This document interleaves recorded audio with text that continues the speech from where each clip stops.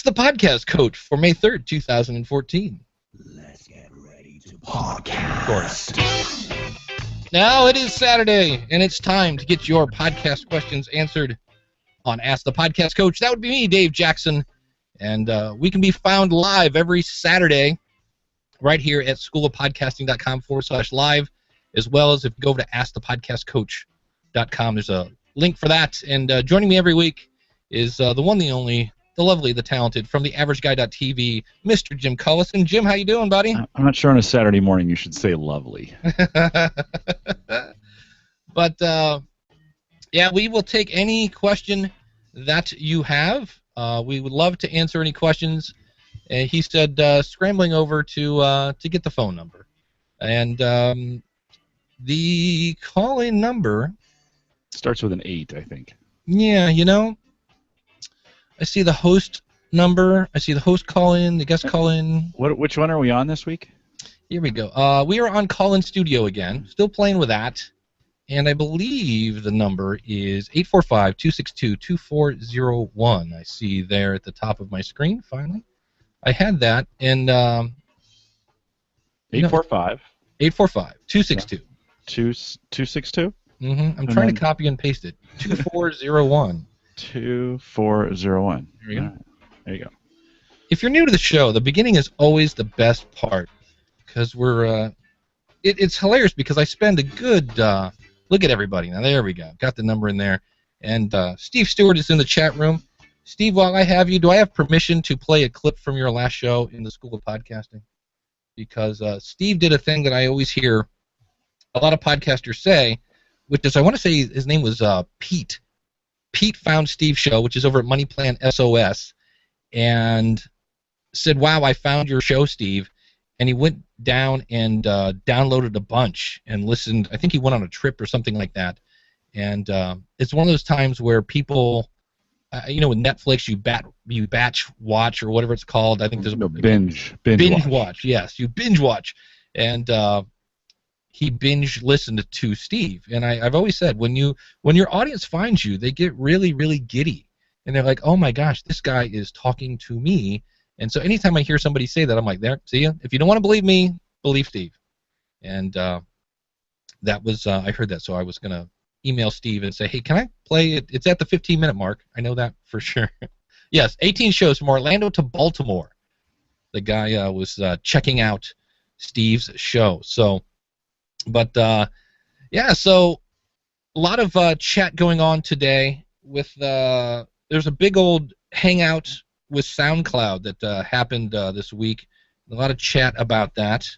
And the other thing I would, if you have a story, one of the things I'm looking for right now is if you have ever pod-faded a show. I'm actually doing a show on pod-fading on the School of Podcasting, so if you want to call in and say why you did. I actually did some research last night. We've been talking to a lot of people about I actually interviewed Ryan Parker earlier in the week about pod-fading, and and if you're new to, like, what the heck is pod-fading? It just means when you had a show and you lost that love and feeling, and it's gone, whoa, whoa, and you quit.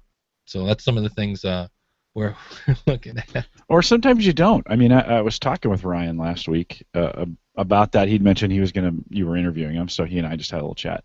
And I've actually had a show that I've allegedly pod-faded twice. Mm-hmm. So I started it. We got 30 episodes. I stopped, came back a year later, started again. We went for another, 18, 19 episodes. We've stopped again. And I have not officially pod-faded. I haven't cut it off, and met with the host again and said, "Hey, do we want to keep doing this?" Or we both got really busy and it was hard to get together. And we were trying to do it at work, which would be the best time to do it, but we're both so busy at work these days. So anyways, who knows, right? I haven't officially cut it off. I don't think you have to. I don't think you have to go out there and get that. But so it'll be interesting to hear what you guys come up with when you talk about that on School Podcasting. Yeah, I actually went and Rob Walsh, the VP of Podcaster Relations, has a book that he put out with not Grammar Girl, because that's Mignon Fogarty. Although it's called Tricks of the Podcasting Masters. I forget what year it came out in, and I actually have that book somewhere, the physical copy, and could not find it. So I went out and bought it on the Kindle, because I remember that was one of the few books I read that had a whole section on pod fading, and they talked to people who had, and I was looking at that and was checking it out. So yeah, it's an interesting topic. I think everything eventually people it's like I said, you lose that love and feeling, and yeah, you just can't do the same thing. I think unless you're The Simpsons, you can't really do the same thing forever. It like things change, your life changes, situations change. That's the big key. Right. I mean, you're just doing something different, and I think it's okay to let it go. If it's not working, if you're not loving it, if you're not making money at it, and you want to make money at it, just quit doing it. I mean, you don't have to. You have no obligation, unless you sold subscriptions. Right. You're still charging, right? One of those kinds of things. Then you are obligated. I mean, I think, Dave, we don't talk about that enough. There have been some folks, and not many, who've monetized their podcast through subscriptions basis. And if you sold a subscription, man, you better deliver on that. That is a tricky little thing, because I actually started that with my Logical Weight Loss podcast. I started the Logical Losers Accountability Club, and I'm 4 months into that, and kind of like going every Monday we do a phone call, and we all kind of go, I lost weight, I didn't, and things like that. It's just one of those things where I can see where it's not as cool as I thought it was going to be. It's cool. Yeah. It's great to again have that chance to meet live with your audience and to make that connection. But it's when you start kind of going, I got to go do the phone call, that's like, not a good sign. At this early stage in the game, I'm 4 months into it, and I'm like, I didn't think about this. But I think I'd want to warn folks that if just because your stomach grumbles doesn't necessarily mean you're hungry, and just because 1 week you don't feel like podcasting doesn't mean you've lost that love and feeling. So, right. Give it some time, and also give it maybe a long time. I mean, because you just might be going through a temporary phase where things aren't working right. Get some help. Call on some friends, have them join you for the podcast. Change up the format a little bit. Yeah. Mix it up. I've said before on my tech show, we've gone through 3 or 4 different formats, and for a while I had a bunch of guest hosts that would join me. We had 3 or 4. We do a round table every week. And then those guys kind of got kind of worn out. They're like, I don't want to do it anymore. What was totally exciting to them about a year ago, we're busy, Jim. We got things going on. And I just even sent out a note early this week to that group. There's about 18 of them that I have on. And I say, hey, you want to join me? Just come on, Roundtable Tech. We can just, I just love doing it. I got nothing, man. It was crickets, that group. It's like, So, I moved to a more interview style, and so I've been collecting individuals that I find interesting and rotating them, once a quarter or twice a year through the show. That's a way of doing. We've done topics, where I've picked a topic and try to get people to join me based on the topic. So, if it's getting boring or you've lost it, change up the format, but don't just that week quit, right? Because it's like, give it some time. Yeah. Well, the other thing that another person I'm talking to later on today is Ken Blanchard. He's been on this show before, and he's been doing, I forget the name of his show. I think it's just called Black Man with a Gun, and he's been doing that for a long time. He's had all sorts of different formats, and apparently now has a new love of motorcycles. So he's going to do a show about motorcycles, right? We've been there. We're like, oh, this is cool. This would be a great podcast. And then he went to a gun show, and he actually has a book out now, and he got to meet some people at a book signing and things like that. Things are going, looks really good over there. And so it's funny because the week before he went to the book signing, he was like, man, what do you think? And that's actually where I said maybe we should talk about pod fading. He was like, I'm just not feeling it like I did. And so he actually got to go somewhere where he met more or less his audience and got to reconnect with those people firsthand. And he came back and said, you know what, that's what I needed. He goes, just that interaction. And I think a lot of times that's what keeps people going, is when you get a comment on your blog, or you get an email, or you get somebody to interact with you, then it's not like, hello, is this thing on? Hello, is anybody listening? Kind of thing. Well, John Parker makes a great point. I never thought of it this way. And we podcast in the context of a weekly show, right? That's what you and I do, and we think in those terms. That's the framework by which we think about things. But if you went more of a TV model and you went by seasons, and your podcast was evergreen content, you could in a 6-month period say, hey, I'm going to put out 13 podcasts during this season. You could sit down over the course of 2 months, crank all of them out, then produce them and release them on and advertise really well for them too, on a schedule, right? And give and really draw people over for new content that's coming out. I mean, that's a great idea. I think if you're doing weekly and you're getting burned out, that might be an opportunity to say, you know what, I'm gonna move to a more season schedule, or I'm gonna do it once a month. I do a podcast called Cyber Frontiers with a buddy of mine that's going to the University of Maryland. We say never on a schedule, but always new information or something like that. I forget the second part of it.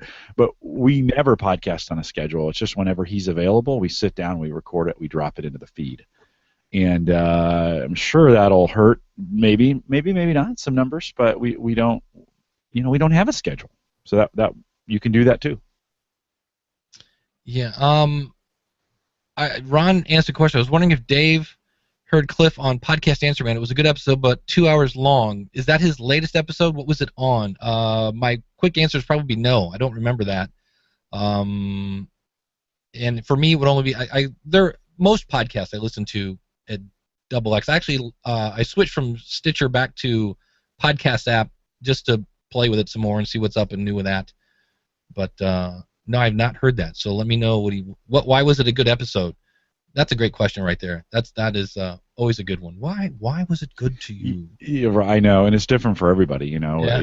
I've done some doozies where you're like, ooh, can I just forget about that last hour? And then somebody will say, oh, you get a note back. That was the best, and that's it. Yeah. That's always fun when I Yeah. have people that are like, that was awesome. And I'm like, really? Because I put it out and kind of went, okay. It was kind of terrible. I this week live, when we were live on Thursday, I threw that question out to the audience. I get about 10 or so live. Same guys join me every week. The real faithfuls. They're out there all the time. They know me. They've been listening to me for 3 years now. And I said, what? Why do you guys keep coming back? I was doing a little soul searching on my podcast. What are you here for? Why are you here? And they were. It's the answers are surprising and they're surprising and not surprising, and they're encouraging too. If they're there week over week, there's obviously you've made a connection with them, and so we have great community in our podcast, and so that's why they come out. They know, and they like chatting with each other in the chat room. They know when they come in. It's like this podcast. It's like what we are developing right now on Saturday mornings. Mm-hmm. Dave, as I look at the list of folks out there, it's the same people every week, and they chat with each other, and they're getting to know each other, and it creates community. That's interesting. Ron in the chat room says that Cliff's show was called "Why You Shouldn't Start a Podcast," basically, which is interesting because my next article in Pottertainment magazine is all the ways you benefit from podcasting that have nothing to do with money, because it seems to be everybody's business oriented. And I heard John Lee Dumas, because it wouldn't be Saturday morning if we didn't say John Lee Dumas at least once during the hour, on the duct tape marketing, and he is charging $2,000 for 80 minutes of consulting. And I did the math on that. That's $1,500 an hour. And I was like, wow, that's amazing. And I say that because when this show is over, today at 12 noon, 9 p.m. Pacific time, the one, the only John Lee Dumas will be on the New Media Show with Todd Cochran and Rob Greenlee. I'm not sure where that's at. I went to newmediashow.com. I know that's their website because it's part of Geek News Central. I don't know where the live stream is, but I know they do live stream it somewhere, so I'll have to check that out today. But that should be interesting because Todd has not been bashful in his skepticism of Mr. Dumas's.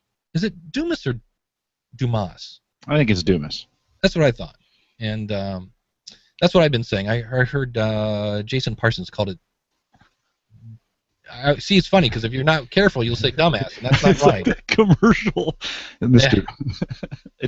It's Dumas. I like that commercial. Yeah. Hey, let's play with the phone. If you have a question, free to call in at 845-262-2401. Love to have your call. and would love to have you call again. We're talking kind of pod fading. We're talking all sorts of things, and we would love to talk about you, with you, to you, however you want to call in. That would be great to have. And I am a little, Dave, when we talk about this, I'm a little concerned about this religious podcasting movement that and I don't mean like people podcasting about religion. Okay. I mean making the idea of podcasting like a religious movement. You know, we've often said a lot of times, you know, you got to have the right motivations, and you got to do it for you, and those are all good reasons, right? Because you do it because you love to do it. You do it because it's something you feel like you're being called to do, and all those things. But I do want to emphasize, at the end of the day, if you want to do it for whatever reasons you want to do it for, there's nobody stopping you from doing that. If you think you can be successful in doing it the way, I mean, I'd love to see this current model that we have for podcasting is getting a little long in the tooth. And I'd love to see some innovators come along and shake it up a little bit to see what comes out. I mean, the idea of a 60-minute or 45-minute podcast that's on a weekly basis, and yeah, we've got other people doing it daily, but that's a slight variation of the same model that we've been going with. I'd love to see some millennials or some real thinkers come along and shake up the podcast industry, the podcast area, with some new forms. I think we're ripe for some innovation in podcasting, and so it'd be interesting to see what comes out. It's getting a little stale, and the big guys. You know, the big guys have risen to the top, and they've pulled it up with them as they've done that, so that's been good. But I think we're ripe for something new. Yeah, it'll be interesting to see, because we've kind of had the progression of podcasting has been the early adopters were all the geeks, right? So you had this big swell in the Very tech. passionate. And then Mark Maron issued in the, really, if you go back to the comedy era with Ricky Gervais and Adam Carolla, and you know, I thought with Welcome to Nightville, we might see a bunch of people come in with kind of a storytelling kind of thing. So it'll be interesting to see what comes in next. Well, but anytime you get, you know, Mike Phillips he talks a lot about snake oil. Anytime you get a medium that starts to do well, I mean, think about email. When email first started, you know, it was like, this is the greatest thing since sliced bread and peanut butter. You know, you can send stuff, and then pretty soon the people found out how to do email marketing and all that other stuff, and then pretty soon they were selling all this crap. That is a natural state of the way things go, right? In an open economy, that's just the way it's going to be, and you're going to have to deal with that with those kind of folks out there. I think the market ferrets those people out. I think it naturally cleans itself out after a while, and you're always going to have. There's always a new. Lately, I've been listening to AM radio. Don't ask me why. Or sports talk radio, for whatever reason. I've been listening to a little sports talk radio, and I'm hearing now, house flipping is back, and so hey, do you want to learn how to make money on house flipping? Mm-hmm. So, anyways, I think we have to be careful there. Yeah, you never know what's going to come back in style. Hey, we actually have a caller. Awesome. So I'll click on the talk button and grab my volume knob, and we'll see what happens. So I click talk. There we go. Ending in 7648. You're on the internet with Jim and Dave. What's your name and what's your question? Good morning, Jim. Good morning, Dave. It's Ryan. How are you today? Hey, buddy. How are you? I'm doing really well. Let's do the big test. Now, Jim, you say something. Ryan, can you hear me? I can hear you perfectly. Yay! Okay, excellent. It's working just fine. There you go. All that prep was actually worth something. I just have to make a mental note. Minute and a half.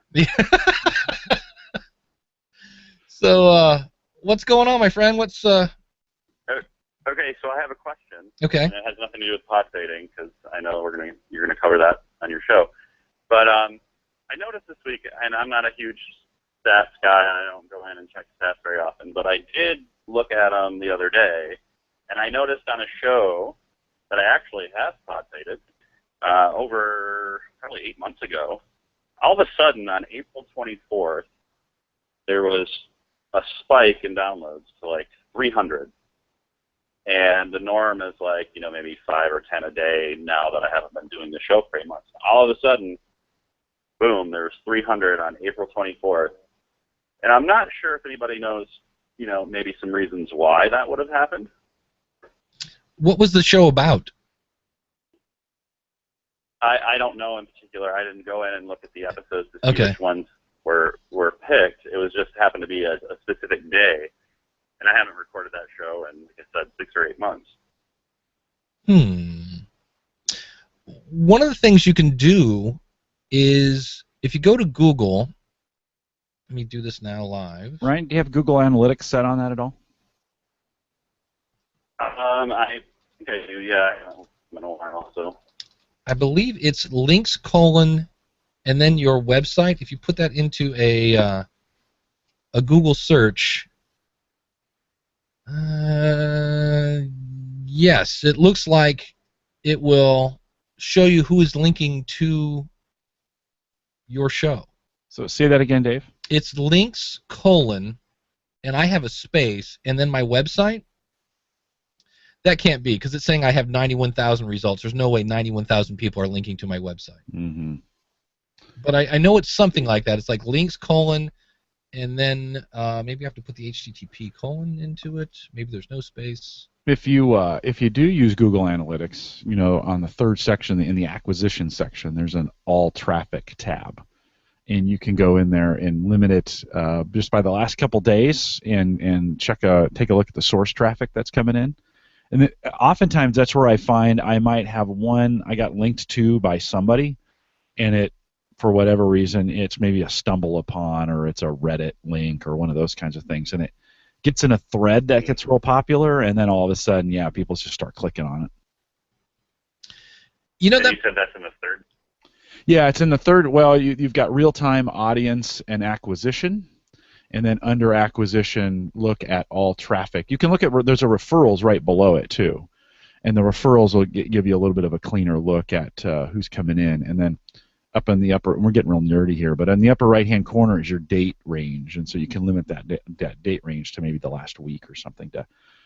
It defaults to 30 days, but you can bring that down. So I can see, like on my stats, my number one referrer is the shortened Twitter account. I get quite a bit of traffic from anybody who posts my thing in Twitter, so I could see that would be my number one, and if that was spiking, I might get some idea. You can also see in there, which is really cool, Dave, you talked about this before, you can also see the average session duration in those stats, and so you might do some analytics around which source gives you the most engaged traffic. So as an example, my Twitter account, when they come from Twitter, I get about 2 hours, or I'm sorry, 2 hours. That'd be awesome, wouldn't it? It was 2 hours, 2 minutes 55 seconds worth of traffic. But when they come from Google Leads on DoubleClick, they're only 46 seconds. So I'm not getting as much engagement when they're coming in that way. Does that make sense, Ryan? Yeah, that makes sense. And I have the Google Analytics set up, and so I did it for the date range of the week of, and absolutely says zero traffic whatsoever. So they're downloading. They're not necessarily coming to the site. They're just downloading it. Something got kicked off on an RSS feed, maybe. Yeah, it's possible. Yeah, maybe got scraped or something, and you're. Yeah, all of the episodes seem to be up in April, which is interesting. Yeah. But I just thought maybe it was some weird, phenomenon that. Nothing we've heard of. Maybe.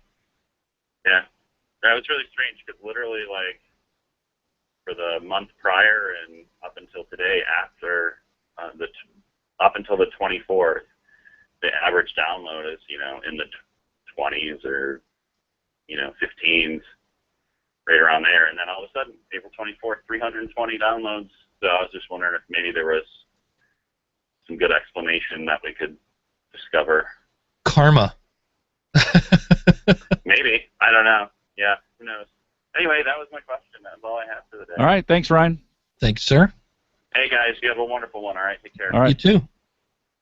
Yeah, I found out I've been doing a lot of, well, first of all, since we're at the halfway point, I should point out today, you ready for this? I found something that I'm going to treat as a sponsor. If you go to askthepodcastcoach.com/myspeed, this is like the coolest thing since sliced bread. It is a program. You can download a free trial for 7 days that will speed up pretty much any video on the internet. So I've been watching YouTube videos on Google Analytics. It's funny that you guys should talk about that. And you can bump that bad boy up to 3 times, like 3x, and just zip through stuff. And the beauty of it, again, you can try it for 7 days, free. If you want to buy it, it's only $29. And already, this is the thing I really love about it. It shows you how much time you've saved by using that program. So if you want to check it out, go to askthepodcastcoach.com/myspeed and check it out. And if you purchase that, a small percentage of the, I get a finder's fee. So Very nice. there you go. And Matt Cutts from Google might be nice to listen to it 3 times. He's a good talker, but twice might speed things up a little bit. But I last week in my school of podcasting, I mentioned bounce rate, and there's a different things between bounce rate and time on your page. And from what I understand, a bounce rate is when somebody comes to your page once, like one page, and then they leave. And that sounds horrible, but I looked at my equipment page on the School of Podcasting, has an incredibly high bounce rate, but on the other hand, the time on that page is really, really long. So it's kind of one of those you go, well, is it bad because somebody's coming here and then they leave, or is it they're coming here looking for equipment? It appears that they found what they're looking for because they're on the page like 7-8 minutes, and then they leave. And I'm like, well, maybe I need to put a newsletter sign up there or something there, but it's pretty much that page is all about gear, and I thought maybe that's not such a bad thing. They could be okay. So sometimes if your page takes too long to load, they won't close the tab. They'll just open a new one and go somewhere else, right? If you don't, that's true. You don't engage them in 4 or 5 seconds, which is just crazy, right? That we have that short of an attention span. So it loads in the background and it just stays up. Now the bounce rate's high because they never interact with that page, right? Google defines the bounce rate as the percentage of single page visits, as an example, visits in which the person left your site from the entrance page without interacting with the page. So if they just come and do nothing, they consider that a bounce. If they come and click on something, right, the ad or a link or a player or whatever, then that's the bounce rate. And so if your site is slow to load, and I've got to thank Christian Johnson for this. Christian's kind of my web guy at theaverageguy.tv. We were having my bounce rate was in 60-70%, right, when I was on some old servers. I shouldn't say old, okay, but another service. He got tired of that, and he moved that in-house and set up his own web farm, and he's using Verizon Fios, and he's got a great connection. And Dave, I watched my bounce rate go from 60 to 4% because I have instantaneous, when people come to my site, boom, it loads, right? It does make a difference. So if you're on a cheap host provider and your speed is slow, I'm not saying that's you, but if it is, speed, from a bounce rate perspective, speed does matter. You want your site to be as responsive as possible. So if you're going to use a GoDaddy or even a Bluehost and you're paying for the cheapest hosting possible, you're on a shared provider, chances are you're not getting the best possible speed you can. You have 2 options. 1, spend more money and get better service. 2, make your website as efficient as possible so that it's better that they hit and see something than they hit and see a bunch of stuff. And oftentimes all those things, all those nice little graphics, right, all those things we didn't optimize, all that JavaScript that's on the page that's running your affiliate links and all that stuff, right, it's got to load all that stuff. And sometimes we load up our sites with too much unoptimized stuff. Mike Howard spent a lot of time optimizing his site over at jpeg-to-raw.com.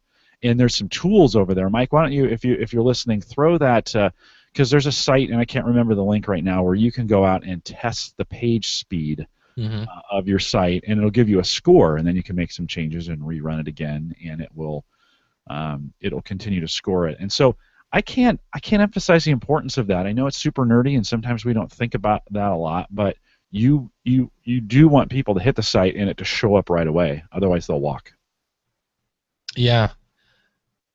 It also tripled my page views, by the way. When that came down, I should say I was doing 2 times page views as users or visit. That's a new change at Google, but let's just say visitors. So I was getting about 4,000 visitors a month, and I was getting about 8,000 page views. Triple is the wrong word to use.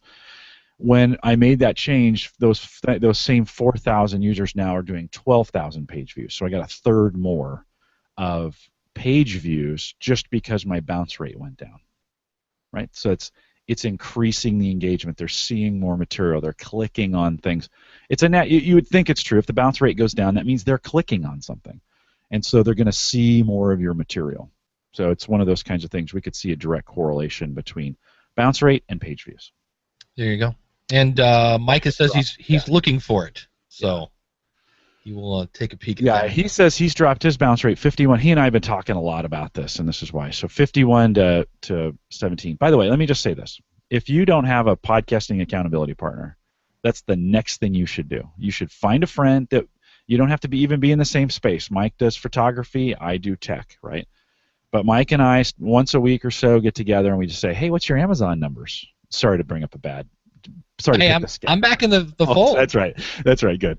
Hey, what's your Amazon numbers? What are you getting on Spreaker? And we compare, right? And what are you doing? What have you done to, hey, I was thinking about this week, and we bounce those things off each other. And so while you have this show, Ask the Podcast Coach on Saturday to do those kinds of things, it's always good to have a one-on-one accountability podcast partner.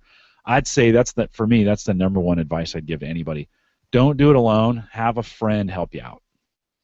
Mike says the page is webpagetest.org, plus the Google Speed site is another good one.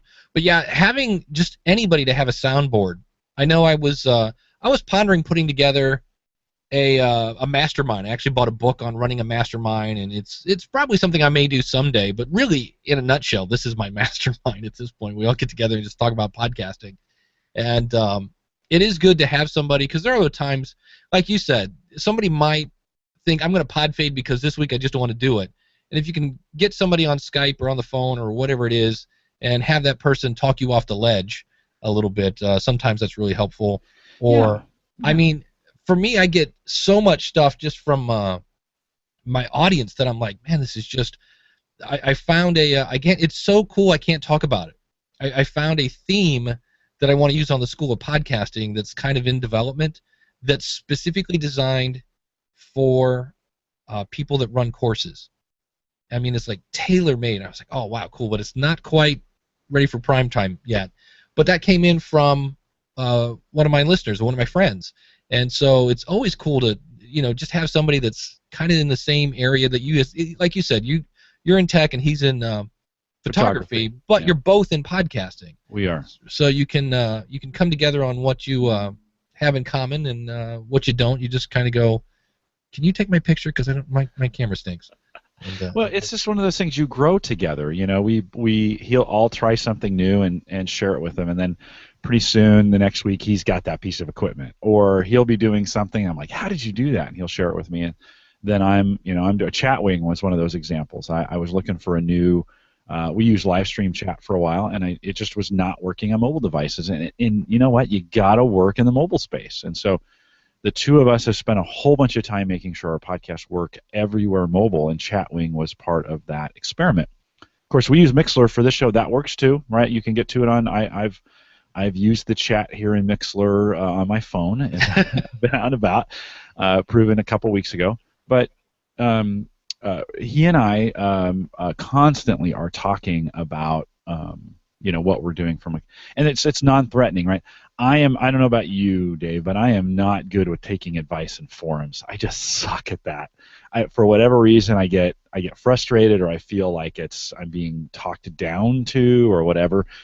And I'm just not great in forums. So that's not a great way for me to get feedback. I'm much better one-on-one. I spend some time with you. I spend some time with Mike Howard. I'm getting to know Ryan Parker a little bit through this as well.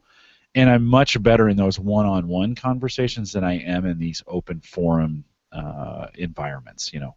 And so I just think if you're out there alone and you're struggling a little bit, even if you're not, it might be a great idea to track somebody down and say, hey, can we just talk about this? You don't have to make it. Mike and I never decided, like, we're going to make a mastermind. We didn't do that. We just did it. We didn't talk. We didn't use those terms. We just started getting together and touching base with each other. Yeah, because that could be something that, especially if you keep it small, then it... Jeff Bundy says we're making podcasting sound like an addiction. It is an addiction. It is an addiction, absolutely. I'm Jim. Yeah, I'm Jim. Hi, I'm Dave. I'm a podcaster. Hi, Dave. But my wife has said that on occasion. She'll say, nothing gives you the rush in your life like podcasting. And I'm like, and your point is what? Yes. Yeah. It is But for sure. we were talking about that last night. I said, for me, it's creative because you're creating art to a certain extent. It's technical, so I get to get my geek on, and then I get to get my teach on. So it's like, and I don't have to put up with drunks. I don't have to put up with lugging equipment around. I don't have to go home smelling like a bar. I'm like, right. This is so much better than music in some cases. Or just drinking.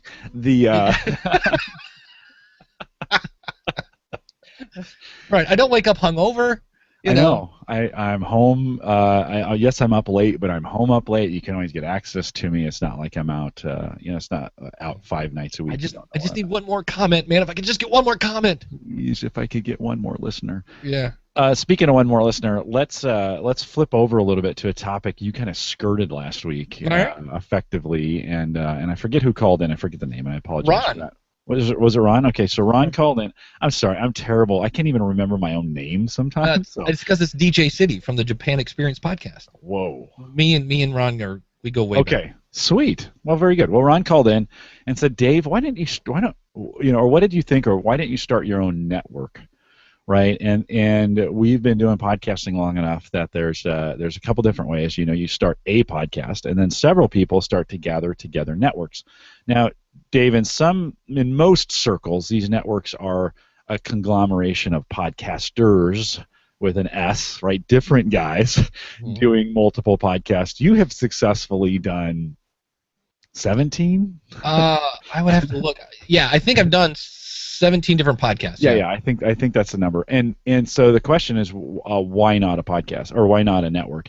And I think you kind of said, hey, it's just another thing to do, but why not start a network in the sense that I've got a little network going, and I'm actually a part of another network doing it, and those it's a way to pull podcasts together, to get it's that cross promotion, right? It's a cross promotion opportunity, and I think you cross promote a lot in your own podcast. I shouldn't say a lot. I mean that sounded bad. You cross promote in your own podcast. That's what you do. So from a network standpoint, I mean, it kind of makes sense. Daniel's doing Noodle.mx and his work, and he seems to be having some good success with it. Let's dive a little bit more in on that, more than just I don't have time. Any other thoughts on a network from your standpoint, and why you wouldn't really do a network? One of the things that I thought about that over the week, I can't come up with a name. It's like, what would Jackson Media Group? Do I want it to be about my name? Is it about me? Is it about edutainment cast? How do you spell that? It's a lot of work. I can't get past. It's a lot of work to create a network. Yeah, right now, literally my biggest stumbling block, because I thought about this week, is like, what would I call it? And I was just like, And it's like I said, I was so bummed that I let the domain Cooler podcast go. Yeah. Because I was like, what, I would have done that. Would have been homage to my very first podcast. Cooler is okay.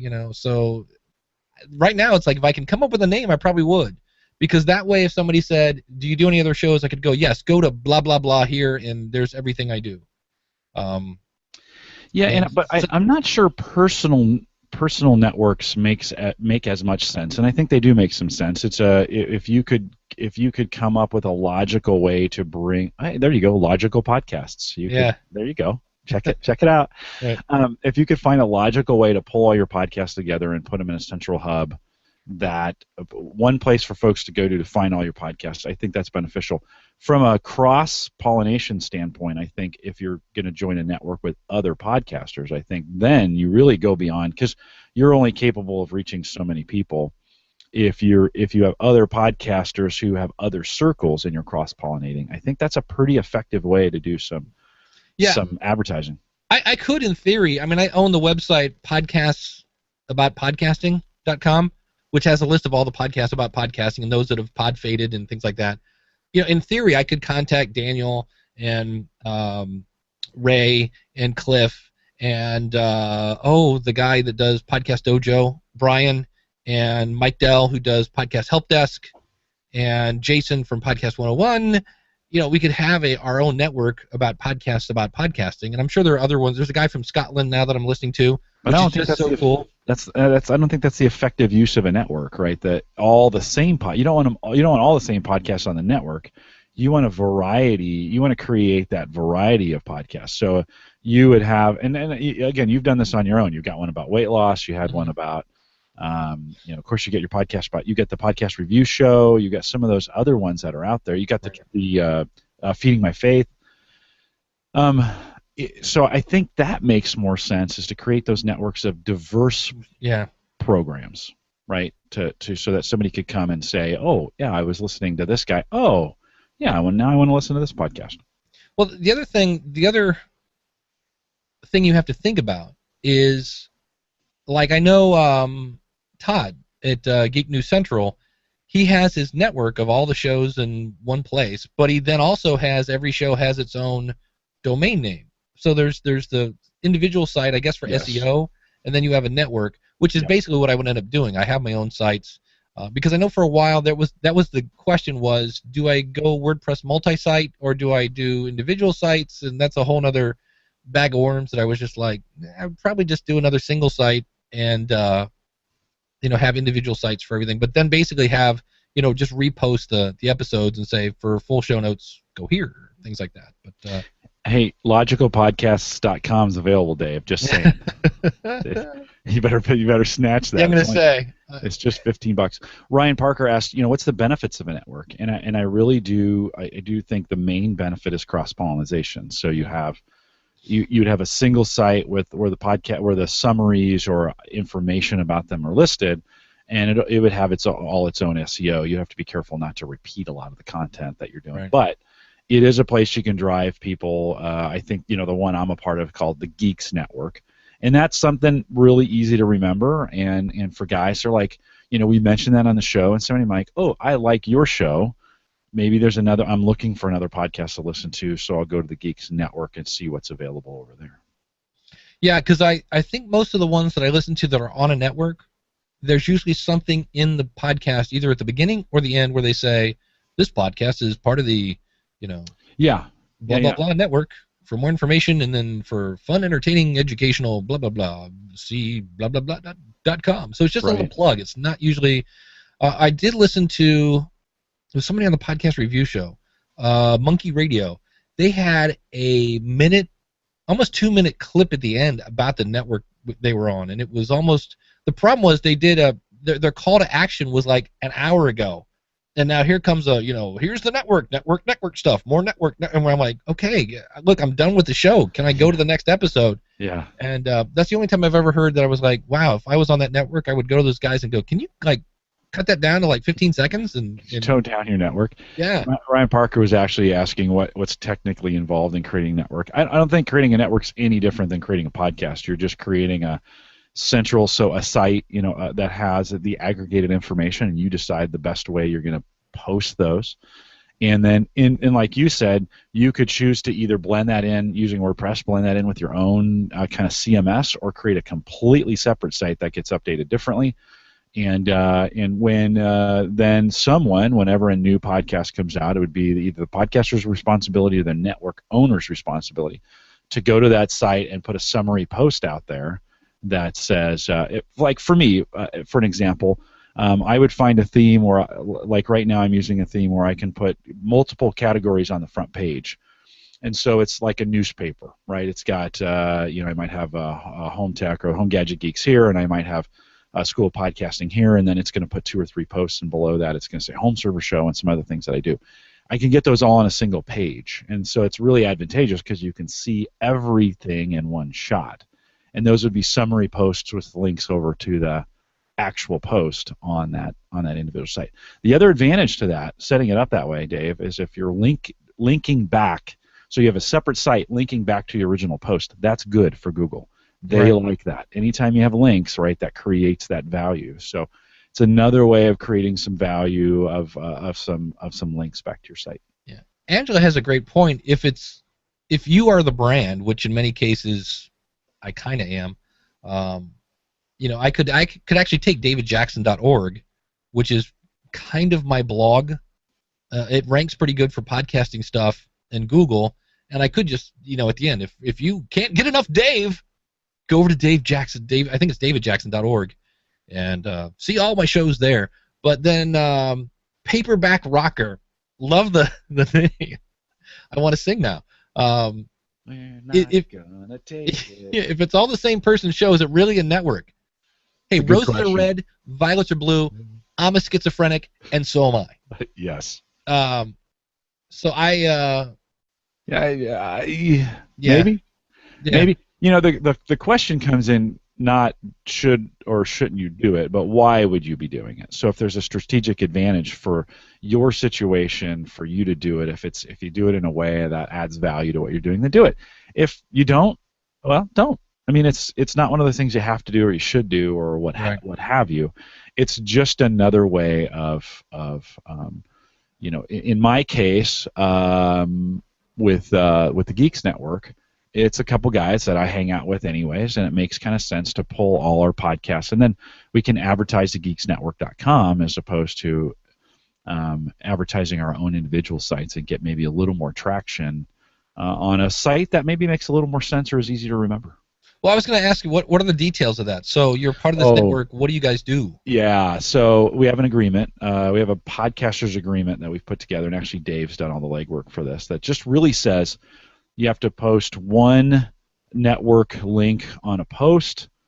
You need to say that you're at least a 15-second as part of the Geeks Network, so to speak, in your podcast, and then have appropriate content. I mean, it's a pretty simple agreement. Once you join the network, then he's created this site aggregation where we'll begin to post our things that are going on, and the goal would be, right, if we're all promoting it and driving people to it, we'll all benefit from, if we get diverse groups, we'll all benefit from those the cross-pollination of those groups. So we have Dave did come up with an agreement. He just ran that by me the other day to say, hey, what do you think about this? And I think that's good to have in advance, kind of deal. There's a few things that you might want to have spelled out in advance. The other thing we agreed on is that there's no advertising on the networking site. So that, right, because some guys are like, hey, I'll create the network, and then why don't you take your podcast and put it on my network? And then there's advertising there, and the whole goal is to drive traffic to that networked site for. Mm-hmm. And you know what? That doesn't work if one guy's getting the money, right? Everybody kind of goes, oh. It's called Mevio. Exactly. It ruins the motivation, right? You have to have, I think, in order to make this a successful network, so to speak, you have to have equal motivations for everybody. And so he agreed that on the networked site there would be no advertising. Well, just for giggles, what's the website? I've never seen this. The Geeks Net. Oh, it's not very good right now. TheGeeksNetwork.com, I think, is what. The GeeksNetwork.com. Yeah, and so it's just a page. Right now, you can kind of see the layout of the four. We have 4 shows in our network, that including mine, and we need to update this. There you go. Today, if you click on them, they go nowhere. Okay, excellent. Yeah. It doesn't. But it's super simple. Yeah. And ideally, that would be, come here and here's some. I think what we'll do is work on this page to put some content synopsis of the show. Yeah, that might help. Synopsis of the show, and then you can click through. It's a click through at that point. Got it. Very interesting. Yeah. Okay. So just a thought. It was one of those things I think that deserved a little more than the 2 minutes we gave it last week. Well, I had one other question. What determines who's on? Is it like the NFL? You get to determine who the owners are. There is a little bit of a committee in quotes that kind of determines, there's an application process to be a part of the network, and the goal is to really try and get like-minded or people together to do these kinds of things. So interesting. Right now it's just 2 of us, but there's some opportunities to add some additional podcasts to it, and the goal would be, some podcasters who have grown and maybe plateaued, and they've got great podcasts, to say, hey, why don't you come over? Put your link on our network. All we ask is that you promote the network address, and that benefits everybody. It doesn't cost anything to get into the network. I'm not paying anything. We're not charging anything for this, but it does kind of create, because You know how it is. We get wrapped into our circles. I mean, That's right. even you and I have our own circles right here. And whenever you talk about other podcasters who podcast about podcasting, you immediately say Daniel and Ray and Dave. The three of you have created this mega circle, right? But you're not the Mega only circle. You're not. I love that. They're not the only podcasters podcasting about podcasting. No, there's tons of other ones out there, and they have other listeners.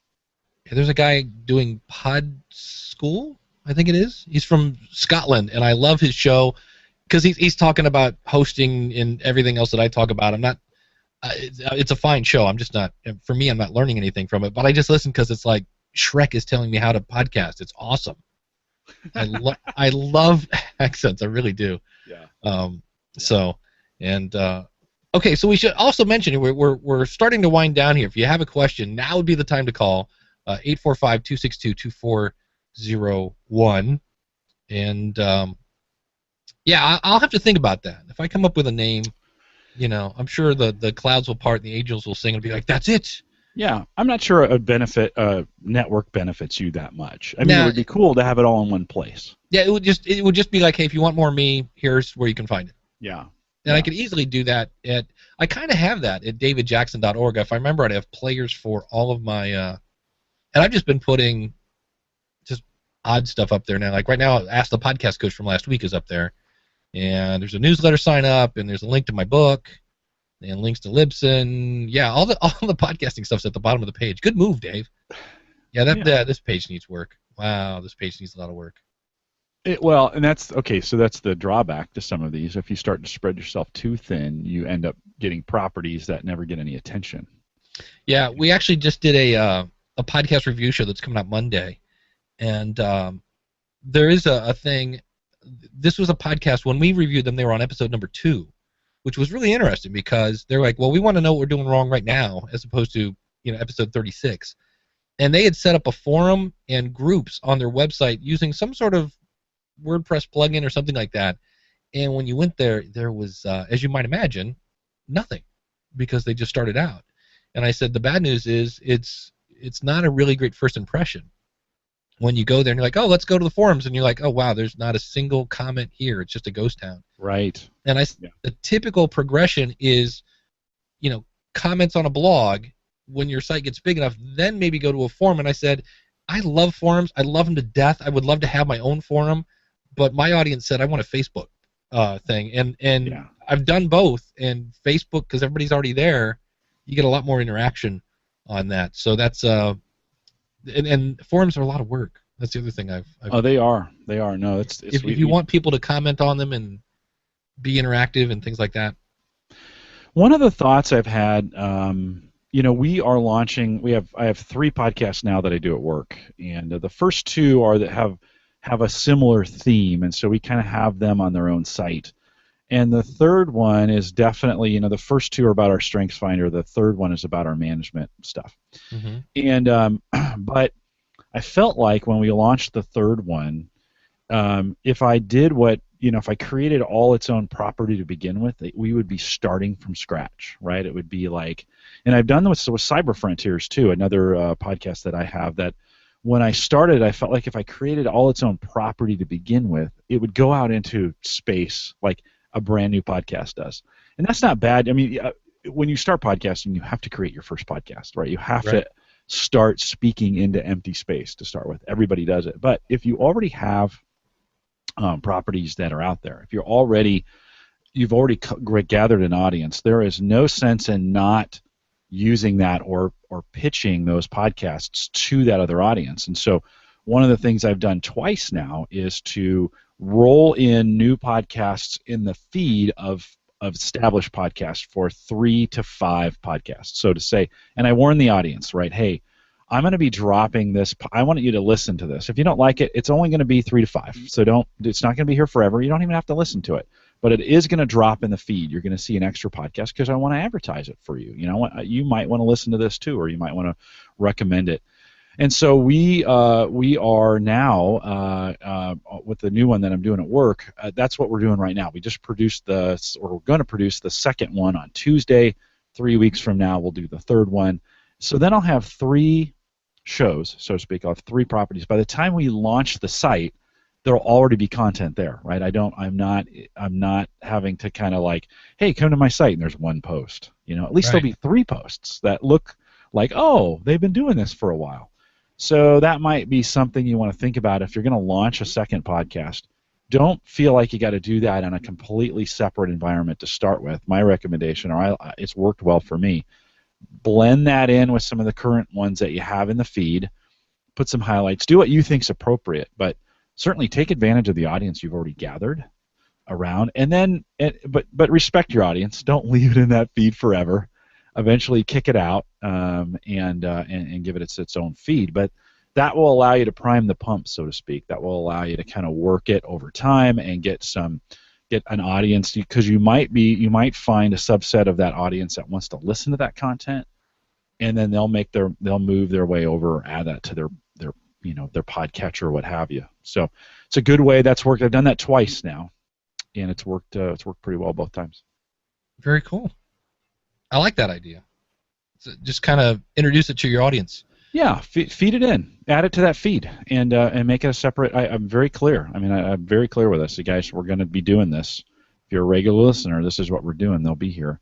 And then those shows will go out on a separate feed as well. They'll be someplace in the world twice, but it's only 3 to 5, so it's not a big deal. Right. That's one nice thing. In fact, we'll probably talk about that next week. I am sniffing the idea of putting out yet another podcast about podcasting, but 5 minutes or less. Yeah. For the person that doesn't want to listen to Dave talk to an hour. A tip show. A tip show.